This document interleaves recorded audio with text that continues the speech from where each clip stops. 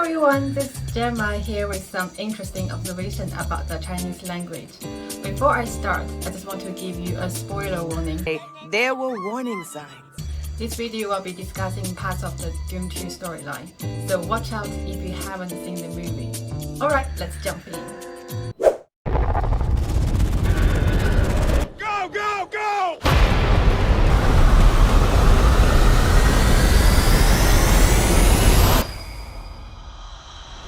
I watched Dune 2 when it dropped last month.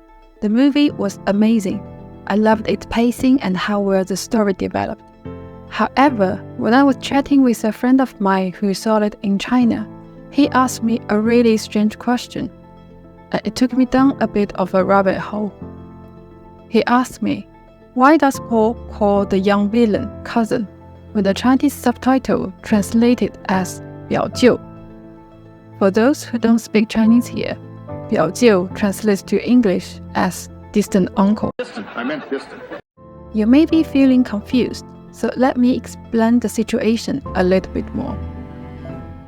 In Dune and Dune 2, the main antagonist is Baron Harkonnen, the ruler of House Harkonnen. He is not very nice. And the vermin. Kill them all. In Dune 2, you find out that he is, in fact, Jessica's father. Since Jessica is Paul's mother, that makes Paul his grandson. We know that Fade Ruther Harkonnen is the brother of Glacial Rabin. Since Rabin is known as the nephew of Baron Harkonnen, it follows that Fade is also the Baron's nephew. So we can deduce that Fade is the nephew of Paul's grandfather. Or, from another perspective, Paul is the grandson of Fade's uncle. But what does this all mean for their relationship? And how should they refer to each other, given this familial connection? This brings us to our intriguing question. What is the precise relationship between Paul and Fade? Are they cousins, or uncle and nephew? Was there a mistake in the Dune 2 script? Or perhaps a mistranslation in the Chinese subtitles? Let's start with the English, which is remarkably straightforward when it comes to family relationships. Very simple, very minimal. You have all hopefully seen a family tree before. These charts are great for showing us that, generally, a cousin is someone whose parents are your aunt or uncle, putting you in the same generation. Now, when we think about Paul and Fade, calling them cousins might seem a bit off at first, because they are not from the same generation. But then, we come across this fascinating term on the chat: first cousin once removed. You have heard of this term before. I've never even heard of it. But what does it actually mean? Let's break it down.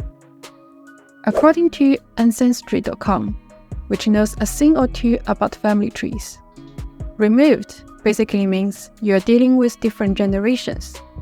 Think of removed as the cousin version of grand or great. So, once removed means there is a one generation gap between you and your cousin. Twice removed would be 2 generations, and so on. It's like if your cousin has a child, that kid would be your first cousin once removed. Therefore, if we are being precise, Paul and Fade are first cousins once removed. In everyday language, they are still cousins, just with a little generational gap thrown into the mix. Fabulous. So, the English script in Dune 2 is correct. Now, what about the Chinese? This is something that pulls back the curtains on the wonderfully complex world of Chinese familial titles. In Chinese culture, how you refer to your relatives is an art form in itself. Unlike English, where cousin might cover a whole range of relatives, Chinese is extremely specific, depending on the precise nature of each familial relationship. It considers factors like which side of the family someone's from, their age, and their position in the family tree. For example, Give me an example. when it comes to the family title for uncle, the Chinese language offers a range of options depending on his relationship to you. If the uncle is from the dad's side, you might call him 伯伯 if he is your dad's older brother, or 叔叔 if he is the younger brother. Over on your mom's side, an uncle would be 舅舅, or if he is your mom's sister's husband, you would call him 姨父. It shows just how tailored and expressive the Chinese language is when it comes to family. And just when you think you now understand the different types of uncles out there are just as many different titles for aunt, grandfather, and grandmother. Remember that in China, people often prefer to use generational titles rather than names, especially when referring to the older generations. So all this is not just a formality, but a living tradition that highlights the value of knowing your place in the family and showing respect accordingly. Now, you might be wondering at this point, how do people even keep track of all these titles? Well, because figuring out what to call everyone can be a bit of a headache. There are actually family relative title calculators available online. Yes, you heard that right.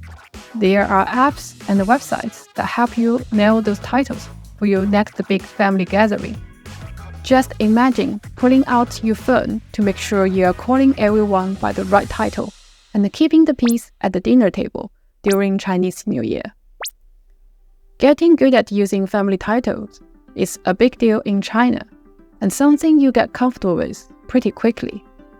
It's all about honoring traditions and the close bonds within families. So, when they had to translate first cousin once removed in Dune 2 into Chinese, using the title 表舅 or distant uncle instead of cousin was more than just a technicality. It meant making the story fit right in with what Chinese people expect and value in their families.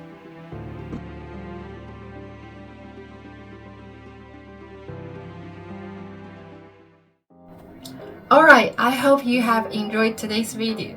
If there's anything about the Chinese language or culture that piques your interest, or if you're just curious to learn more, drop a comment below. I'm all ears and would love to explore more topics with you guys. Catch you in the next video. Bye!